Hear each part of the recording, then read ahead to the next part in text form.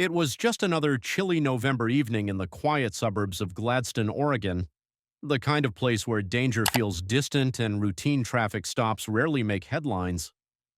But on November 22nd, 2021, something far more dangerous than a broken taillight or expired license was about to unfold. Do you have keys or is it? I can go into the garage. Okay. You can just push it up. Okay. My dogs are at home. Okay, that's something we'll do later. Just calm conversation and a sense that everything was under control. But when he ran her information, one detail shattered that illusion. Garcia had an outstanding warrant for first-degree theft, not just petty theft. This was serious.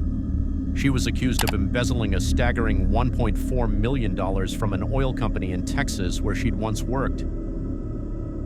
So, will you open the door for me? Okay. So I'm gonna need you to step out of the vehicle. Do you have any weapons on you? No, sir. Okay. My dogs are at home. Okay, that's something we'll deal with later, okay? You gonna step out for me? Despite facing a massive criminal charge, her emotional focus stayed on her pets, not her arrest. It painted a strange picture. Was she deflecting, or was she genuinely that concerned? To the officers, she didn't seem like a threat. No resistance, no weapons, no signs of aggression, and that's what made this moment so deceptive. Because behind the worried expression and calm demeanor, something far more sinister was already in motion. And within hours, everything would unravel. Leasing, officers choosing empathy over strict procedure. After all, Yvette Garcia was already in custody, calm, compliant, and handcuffed. She had just been arrested for allegedly stealing over $1 million, yet her mind was clearly somewhere else. Her repeated concern? Her dogs. She begged the officers not to leave them unattended at home. She said they needed food, that they were probably scared, and that no one else could care for them. It was a plea that tugged at their humanity, a request so ordinary and heartfelt, it almost made you forget she was wanted for a federal-level crime. Faced with a moral decision in the moment, the officers made a choice that would soon haunt them. They agreed to escort her back home. What should have been a direct trip to jail turned into an unscheduled detour to her residence, a decision that in hindsight cracked open the doorway to disaster. It wasn't standard protocol. In fact, it was risky, but they believed she posed no threat. After all, she was handcuffed. She hadn't resisted. There was no sign she was hiding anything. To them, she was just a distressed woman worried about her pets. So they pulled into the driveway of her modest home and followed her inside. The barking of dogs echoed through the hallway. The officers tried to calm them down, believing they were doing the right thing. The atmosphere was still calm, maybe even peaceful, but what no one realized in that moment was that the house wasn't just her home, it was her trap. And in just a few short steps, the illusion of safety would shatter.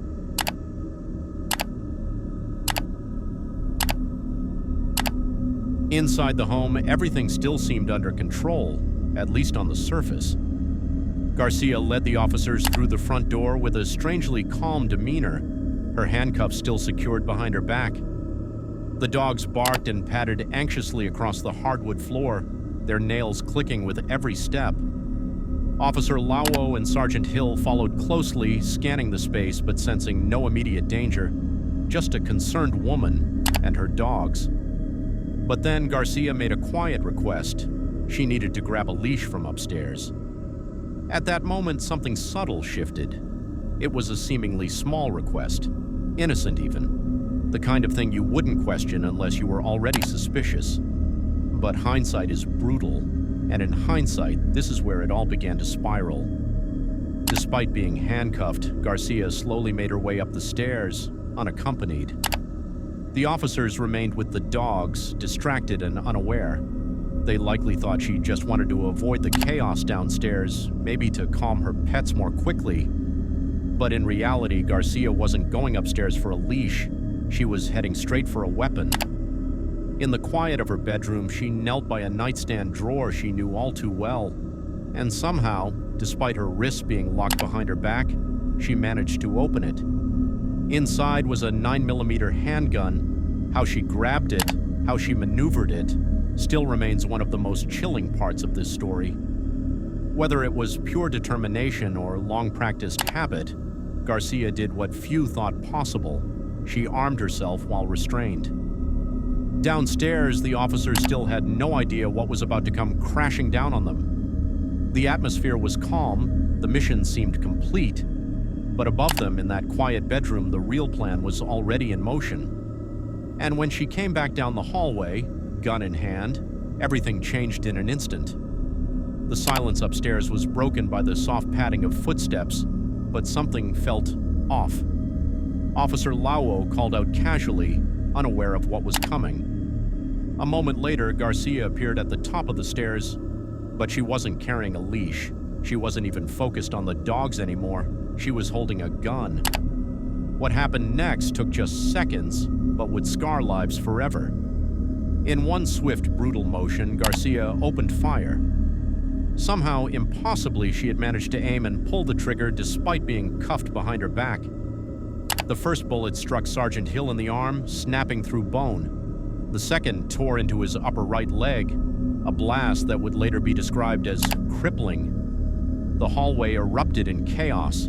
Hill hit the ground instantly, a seasoned officer with 2 decades of experience, now bleeding, vulnerable, and caught in the middle of a living nightmare. Garcia stood there, breathing hard, her gun still raised. And what makes this moment even more chilling? She didn't run. She didn't surrender. She held her position. She kept aiming. Officer Lauo acted fast, pulling his own weapon and firing in return, a desperate effort to stop the threat before she finished the job. His shot struck Garcia multiple times, in the spine, the abdomen, the leg, and the arm. She collapsed, but even then, she still held the gun. Blood on the floor, screams on the radio. And through it all, a deadly standoff hung in the air like static, because Garcia, even after being shot, refused to let go of the weapon. And just feet away, Hill lay in agony, unable to move, still in her line of sight. The officers weren't just dealing with a suspect anymore.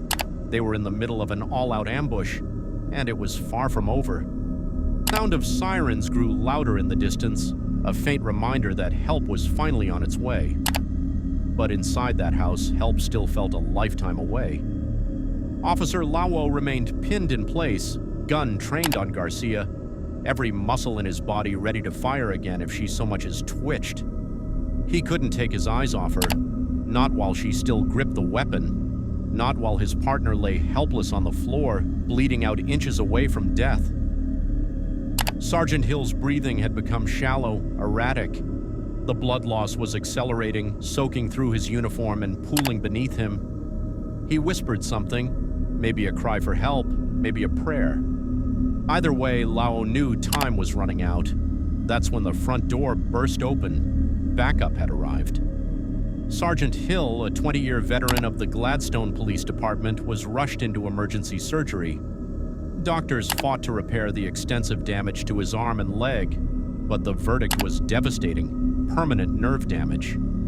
His body, once trained and trusted to serve, would never function the same again. For Hill, this wasn't just the end of a shift, it was the end of a career, the end of an identity built over 2 decades of service. The job that once gave him purpose had now taken everything from him, not in the line of fire during a drug bust or gang raid, but in the hallway of a house he entered to help someone. In the courtroom months later, Yvette Laris Garcia, now a far cry from the concerned dog owner, faced judgment. The charges were serious: assault on an officer, use of a deadly weapon, and attempted murder. Her actions nearly took a man's life, all while in custody, all after luring officers into her home under false pretenses. And yet the sentence stunned many: 10 years in prison, followed by 3 years of supervised probation, and $50,000 in restitution to Hill. 10 years for nearly killing a police officer while handcuffed. To some, it felt like justice. To others, it felt like a second betrayal, not just to Hill, but to the principle of accountability itself. What made it harder was the lingering question: was it all premeditated? Did Garcia lure the officers home, knowing exactly where that gun was? planning the ambush in advance? Or did panic and desperation take over in the heat of the moment? The court never gave a clear answer, but online the case sparked a wildfire of opinion. Some called Garcia's act cold-blooded, proof that even kindness can be weaponized when given to the wrong person. Others questioned police protocol. Why was she left unsupervised? Why was she allowed upstairs, even while cuffed? And in the middle of it all, one man, now medically retired, tried to piece his life back together, walking with a limp, haunted by the sounds of that day. He didn't just lose his job, he lost a part of himself, and no prison sentence could return that.